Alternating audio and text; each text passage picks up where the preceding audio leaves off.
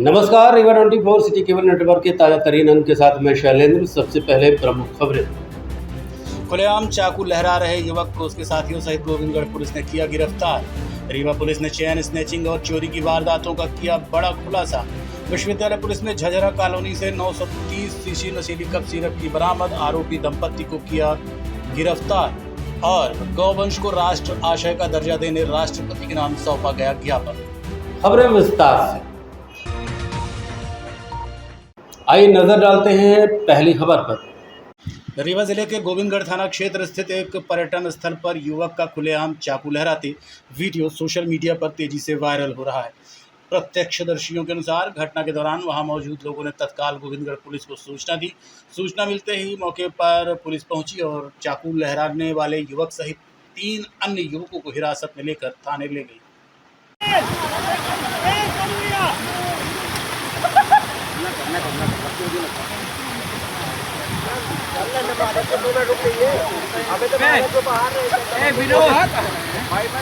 विनोद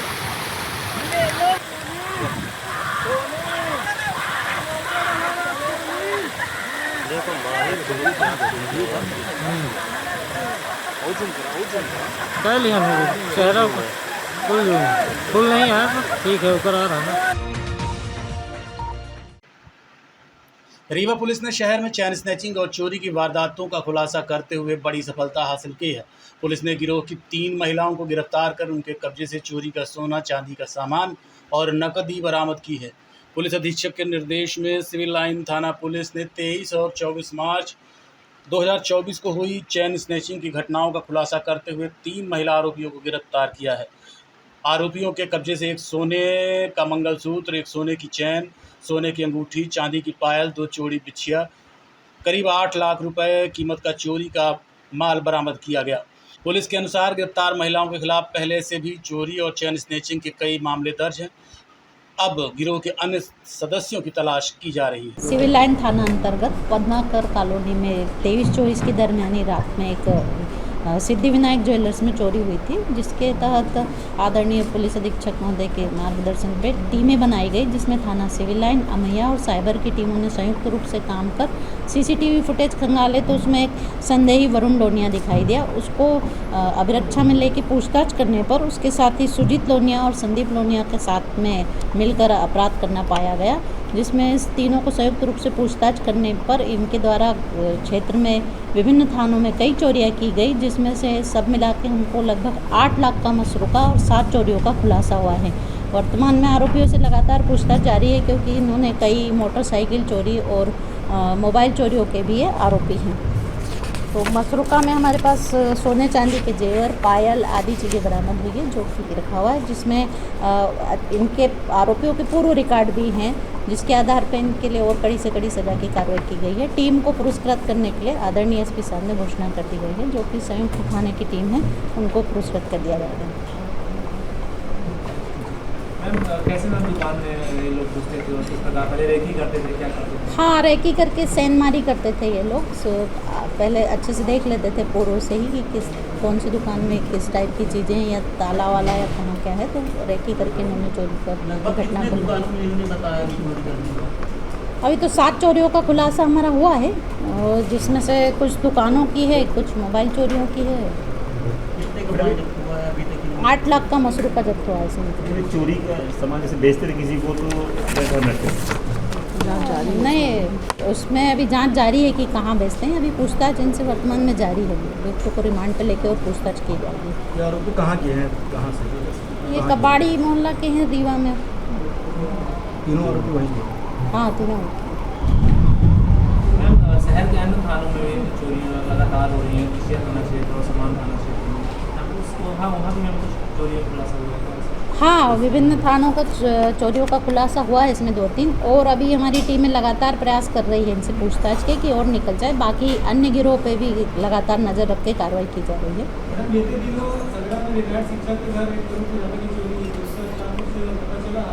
अभी जांच जारी है, जैसे आरोपी का पता चलेगा और कुछ क्लू मिलेगा आपको। रीवा जिले के त्योंथर तहसील के कोनी खुर्द गांव से जमीनी विवाद और अतिक्रमण पर एक गंभीर मामला सामने आया है। गांव के किसान भास्कर प्रसाद शुक्ला ने रीवा में एक प्रेस वार्ता के दौरान आरोप लगाया कि उनके पट्टे की ज़मीन पर कब्जे का प्रयास किया जा रहा है। किसान का कहना है कि कई बार पुलिस और प्रशासन को लिखित शिकायत दे चुके, लेकिन अब तक समस्या का समाधान नहीं हुआ। उन्होंने आशंका जताई कि समय रहते प्रशासन ने हस्तक्षेप नहीं किया तो विवाद बड़ा रूप ले सकता है। अवैध जो अतिक्रमण किए हुए तालाब के भीट पे जो हरिजन आदिवासी लोग वो क्या कर रहे हैं कि ज़मीन पे कब्जा बना रहे हैं हमारे, जबकि हमारी ज़मीन का सीमांकन हो रखा है 2020 में, पत्थरगढ़ी है, उसका वीडियोग्राफी हुई है पूरी सीमांकन की। उसके बावजूद अब जब हम उसको घेरने जा रहे हैं तो वो SC ST एक्ट की धौंस दिखाते हैं और उसके बाद तहसील थाने में जाते हैं और हमको वहाँ पर बाढ़ नहीं बनाने दे रहे थे। बाढ़ हमने किसी तरह बना लिया उनको समझा के। बाढ़ बनाने के बाद में अब क्या कर रहे हैं, वो रास्ते के लिए बोल रहे हैं कि नहीं इसको खोलो, इसको तोड़ो, हमको रास्ता चाहिए, हम यहाँ भीड़ पे बसे हुए और टोटल अवैध बसे हुए हैं भीड़ पे, और आज 10 साल से बसे हुए हैं। और 10 साल में 3 बार थाना अध्यक्ष चाक घाट को हमने एप्लीकेशन दी कि ये बस रहे हैं सर, इनको यहाँ से तालाब कब्जा मुक्त कराइए, लेकिन उन्होंने कब्जा मुक्त अभी तक ऐसा कुछ कोई कार्रवाई नहीं हुई शासन प्रशासन की। हम किसी के पास भी जाएँ हमारे सुनने वाला कोई नहीं है। तो वहाँ जो आपने सरपंच के ऊपर भी आरोप लगाया कि सरपंच द्वारा ये सब करवाया जा रहा है, कौन सरपंच है वहाँ पर? सरपंच है वहाँ श्री अंजलि माझी, वो लेडीज हैं, लेकिन वो कभी आती नहीं है, हमने उनको कभी नहीं देखा। उनके जो पति हैं बालकृष्ण माझी दबंग व्यक्ति हैं वो, और इतने दबंग हैं कि हमारा सीमांकन की हुई भूमि में हमारा पीपल का पेड़ है, उसमें एक चबूतरा भी बना दिया उन्होंने अवैध रूप से।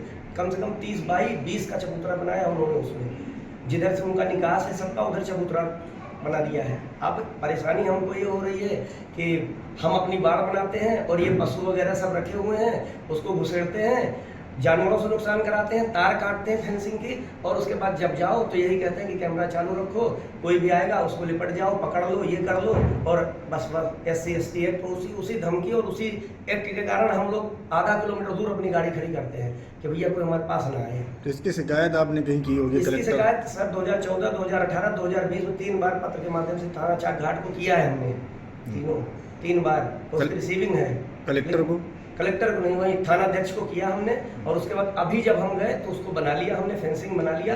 अब जो है वो विवाद जो है, जब तक फेंसिंग बनी 10 दिन किसी ने कुछ नहीं कहा, सबने सहयोग किया, लेकिन उसके बाद जो हमारे जो सरपंच हैं वो क्या कर रहे हैं, उनको भड़का रहे हैं कि नहीं तुम लोग कब्जा लो इनकी ज़मीन में।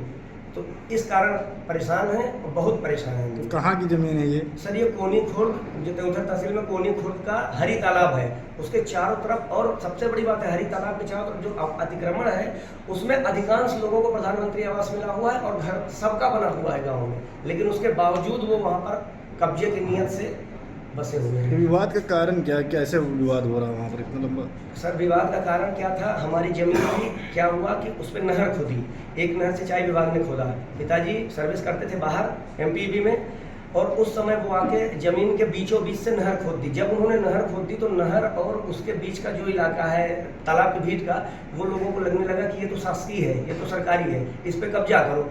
और बाद में जब सीमांकन हुआ, सीमांकन का खूंटा गड़ा, सब कुछ पत्थर गड़ा, उसकी वीडियोग्राफी हुई, सब कुछ हुआ, उसके बाद भी कोई ये नहीं मानने को तैयार है कि नहीं ये इनकी ज़मीन है, इस पे कब्जा करो। विवाद की ये जड़ ये है, और जो बसे हुए हैं वो कम विवाद कर रहे हैं, जो वहाँ के स्थानीय नेता और जो सरपंच हैं इनके द्वारा ज़्यादा विवाद कराया जा रहा है, पीठ पीछे उन्हीं को सामने लाके। क्या करते हैं आप वहाँ पर? जी क्या करते हैं आप? हम हमारी तो फैक्ट्री है डिटर्जेंट पाउडर की, और गांव हमारा है जारी बाजार प्रयागराज में। ज़मीन हमारी यहाँ है कि हमारे बाबा 3 भाई थे और 2 भाई यहीं हैं, एक भाई चले गए थे वहाँ पर अपनी बुआ के यहाँ। तो प्रशासन से क्या मांग है? प्रशासन से हमारी ये मांग है कि हमारी ज़मीन जो प्रेजेंट टाइम पर जो हमने अपनी ज़मीन को 10 फीट छोड़ के बनाया हुआ है बाढ़ रास्ता।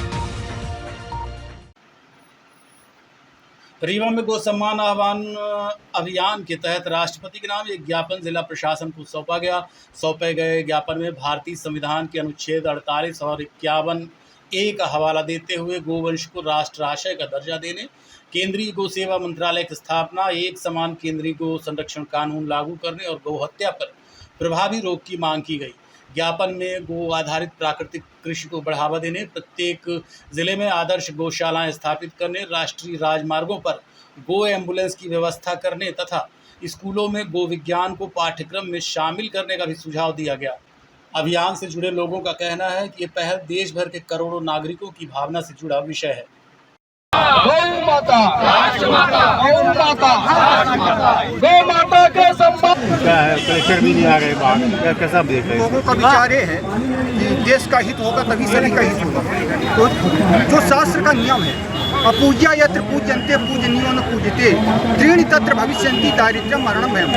जहाँ पूजनीय व्यक्ति की पूजा होती है और पूजनीय की पूजा नहीं होती, वहाँ तीन चीज़ें उपस्थित होती: दरिद्रता, मरण और भय। तो गावो विश्व से मात्रा, ये शास्त्र कहता है। ऋषि महात्मा सभी देवता गाय की पूजा करते हैं। गाय की पूजा होगी, सुरक्षा होगी तो देश संवर्धन होगा, हर व्यक्ति खुश रहेगा। आज देश की जो स्थिति है केवल यही कारण है, गाय का जो अपमान किया जा रहा है। इसलिए हम लोग चाहते हैं कि भाई यदि जो हमारे सनातन संस्कृति की अविरल धारा हैं, आज हमारे गाय माता के ऊपर घोर संकट व्याप्त है। गाय माता हमारी मारी मारी फिर रही हैं, बेसहारा हो गई हैं, अश्रुपूरित नेत्रों से हमारे आप की ओर वो देख रही हैं। उनका वध हो रहा है, कसाई खानों में हमारी माताएं काटी जा रही हैं और उनके कटने से हमारे देश में, हमारे समाज में अनेक प्रकार के तकलीफ और कष्टों का आविर्भाव हो रहा है। ऐसे समय में संत जनों ने ये निश्चय किया है कि हम तहसीलदार और कलेक्टर साहब को ज्ञापन सौंपकर ये मांग करेंगे कि गाय माता को राष्ट्र माता घोषित की जाए, गौ हत्या बंद हो और गायों का संरक्षण किया जाए। जो हमारी गाय माता अश्रुपूरित नेत्रों से अपने बच्चों को देख रही हैं, आशा भरी निगाहों से देख रही हैं, उनकी सुरक्षा व्यवस्था की जाए। क्योंकि आज की तारीख में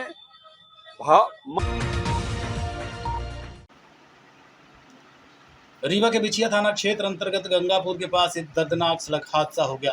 बताया जा रहा है कि रास्ते में अचानक बाइक अनियंत्रित होकर फिसल गई, जिससे बाइक सवार युवक गंभीर रूप से घायल हो गया।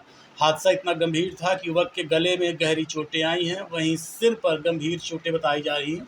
घटना के बाद घायल युवक को तत्काल उपचार के लिए रीवा के संजय गांधी अस्पताल लाया गया, जहां उसका इलाज जारी है। घर जा रहे थे। रीवा से।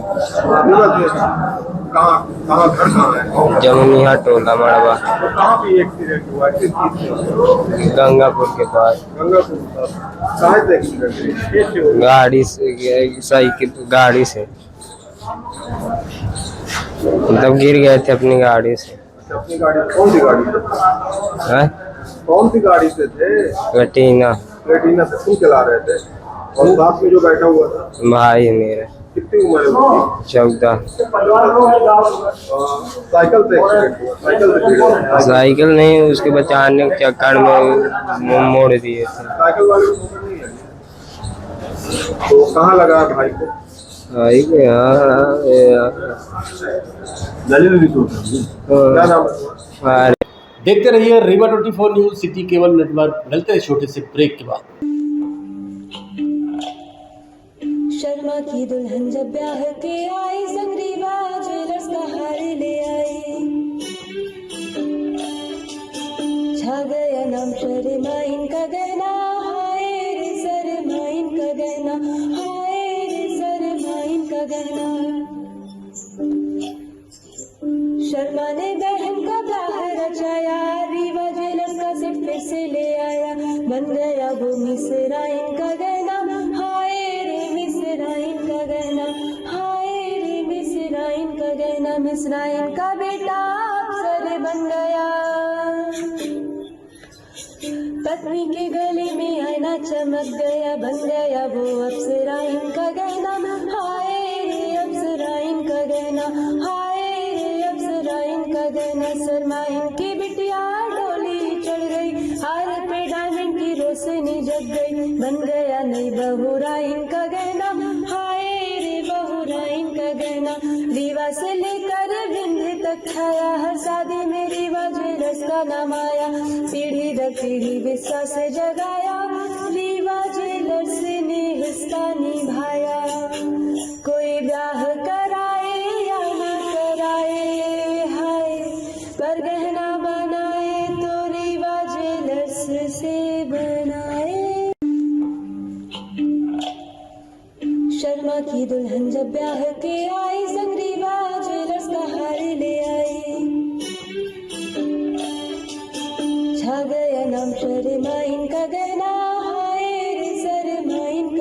हाय रे शर्मा इनका गहना। शर्मा ने बहन का ब्याह रचाया, रीवा ज्वेलर्स का सेट पे से। ब्रेक के बाद आपका स्वागत है। बढ़ते हैं अगली खबर की ओर। मध्य प्रदेश पुलिस ने नशे से दूरी है ज़रूरी 2.0 अभियान के तहत पुलिस और छात्रों ने मिलकर नशे के खिलाफ जन जागरूकता का अनूठा संदेश दिया। स्पोर्ट्स कॉम्प्लेक्स में आयोजित कार्यक्रम में मानव श्रृंखला बनाकर लोगों को नशे से दूर रहने की अपील की गई। इस दौरान नुक्कड़ नाटक और सांस्कृतिक प्रस्तुतियों के माध्यम से नशे के दुष्परिणामों को दर्शाते हुए युवाओं को जागरूक किया गया। अभियान के तहत रीवा पुलिस लगातार गांव-गांव और शहर के विभिन्न क्षेत्रों में पहुंचकर लोगों को नशे के दुष्प्रभावों से अवगत करा रही है। कार्यक्रम में रीवा रेंज के IG Gaurav Singh Rajput, DIG Hemant Singh, SP Gurkaran Singh सहित पुलिस विभाग के वरिष्ठ अधिकारी, छात्र छात्राएं और बड़ी संख्या में आम नागरिक उपस्थित रहे।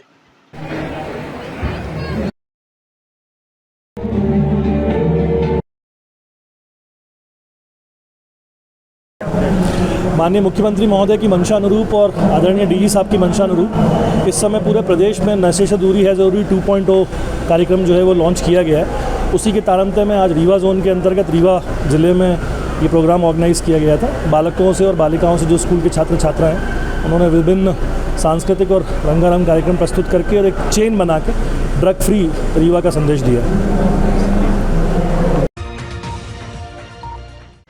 विश्वविद्यालय थाना क्षेत्र में पुलिस ने छापेमारी के दौरान एक मकान से करीब 930 सीसी नशीली कप सिरप बरामद की, जिसे 5 बोरियों में छिपा के रखा गया था। पुलिस ने इस मामले में विनय दीपांकर और पलक पांडे को हिरासत में लिया है। प्रारंभिक जांच में नशीली कप सिरप के अवैध भंडारण और सप्लाई की आशंका जताई जा रही है। फिलहाल पुलिस दोनों आरोपियों से पूछताछ कर रही है और पता लगाने की कोशिश कर रही है कि ये खेप कहाँ से लाई गई थी और किन लोगों तक पहुँचाई जानी थी। विश्वविद्यालय थाना अंतर्गत झांझर कॉलोनी में मुखबिर से पुलिस को सूचना मिली कि एक पति और पत्नी साथ में रहकर नशीली कप सिरप का काम कर रहे हैं। जिस सूचना को वेरीफाई करने के लिए वहां पर टीम पहुंची। टीम ने विनय दीपांकर और उनकी पत्नी पलक पांडे की उपस्थिति में उनकी जांच की उस कमरे की, जहां पर लगभग 5 बोरियों में कुल 930 सीसी नशीली कप सिरप प्राप्त हुई है और दोनों को हिरासत में ले लिया गया है। पूछताछ की जा रही है कि ये नशीली कप सिरप आप लोग कहाँ से लेकर आए हैं और आगे भी इन्वेस्टिगेशन करके इसमें पूरी चेन का पता लगाया जा रहा है कि ये लोग इस व्यापार में कब से संलिप्त हैं। सर, तो कैश भी कुछ मिला है इसमें? कैश की जानकारी जो है वो विवेचना का पार्ट है, वो अभी कंटिन्यू है उसमें। विनय दीपांकर का पूर्व आपराधिक जो है इतिहास रहा है और पुलिस से इसको जो है कोर्ट में प्रयोग करेगी। देखते रहिए Rewa 24 news city cable network. मिलते हैं छोटे से ब्रेक के बाद। Pentium point group of institution, जो अपने अनुशासन, आधुनिक तकनीक युक्त शिक्षा गुणवत्ता हेतु जाना जाता है। इस ग्रुप के अंतर्गत कई संकायों के अनेक महाविद्यालय संचालित हैं, जिनमें मुख्यतः law college, pharmacy college, management college, art, commerce, science, biotechnology तथा कंप्यूटर साइंस महाविद्यालय संचालित है। महाविद्यालय में BBA, LLB, BCom LLB, BA LLB, LLB, LLM, B Pharma, D Pharma, MBA, BBA, BCA और अन्य प्रोफेशनल पाठ्यक्रम। तो आज ही पधारें Pentium point group of institution में। आधुनिक इंफ्रास्ट्रक्चर, सभी आउटडोर तथा इंडोर खेलों से संबंधित मैदान तथा अत्याधुनिक संसाधनों से लैस ऑडिटोरियम व सभी संकायों की आधुनिक प्रयोगशालाएं संस्था को विशेष स्थान प्रदान करती हैं। लॉ महाविद्यालय में मूट कोर्ट तथा लाइब्रेरी अत्याधुनिक है। फार्मेसी कॉलेज की समस्त लैब अत्याधुनिक मशीनों से सुसज्जित हैं। साथ ही छात्रों को कम्युनिकेशन व सॉफ्ट स्किल संबंधित कक्षाएं प्रदान की जाती हैं। पेंटियम पॉइंट महाविद्यालय की शुरुआत 2002 से संस्थापक BN त्रिपाठी जी द्वारा की गई थी। छात्रों के आने जाने के लिए साल 2010 से छात्र तथा छात्राओं हेतु निःशुल्क बस की सुविधा प्रदान की जा रही है। पेंटियम पॉइंट ग्रुप अपनी उच्च गुणवत्ता युक्त शिक्षा तथा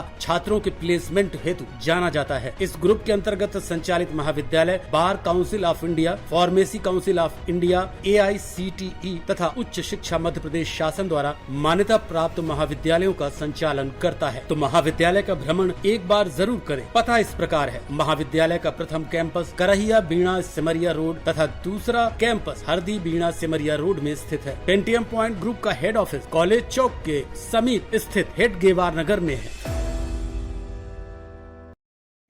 ब्रेक के बाद आपका स्वागत है। देखिए हमारे संवाददाता की खास रिपोर्ट। रीवा के रतहरा स्थित RP memorial higher secondary school में मेधावी विद्यार्थियों के सम्मान में एक कार्यक्रम का आयोजन किया गया। बोर्ड परीक्षा और नीट परीक्षा में उत्कृष्ट प्रदर्शन करने वाले छात्रों को सम्मानित कर उनके उज्जवल भविष्य की शुभकामनाएं दी गईं। कक्षा 12वीं के छात्र शिवम गुप्ता ने बोर्ड परीक्षा में 96% अंक प्राप्त कर जिले में विद्यालय का नाम रोशन किया। वहीं छात्र शौर्य पटेल ने नीट परीक्षा में शानदार सफलता हासिल कर संस्थान की उपलब्धियों में नया अध्याय जोड़ा।